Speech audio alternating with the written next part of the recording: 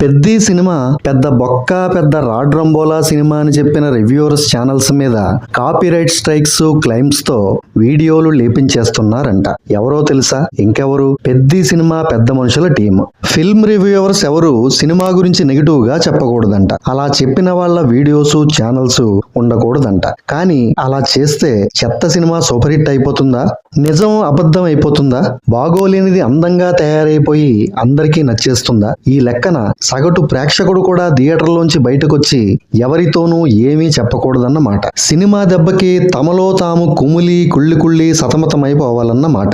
భావయుక్తీకరణ స్వేచ్ఛ, అదే freedom of speech, freedom of expression cinema తీసే వాళ్ళకే గాని చూసే వాళ్ళకి ఉండవన్నమాట. దీన్ని బట్టి చూస్తే క్రియేటర్స్ అంటే మేధావులు కాదు, ఇన్సెక్యూరిటీతో బాధపడుతున్న మానసిక రోగులన్నమాట. ఇంకెందుకు ప్రేక్షకుల కోసమే తీస్తున్నాం, వాళ్ళకే నచ్చాలి, ప్రేక్షకులే దేవుళ్ళు లాంటి హిపోక్రసీ మాటలు.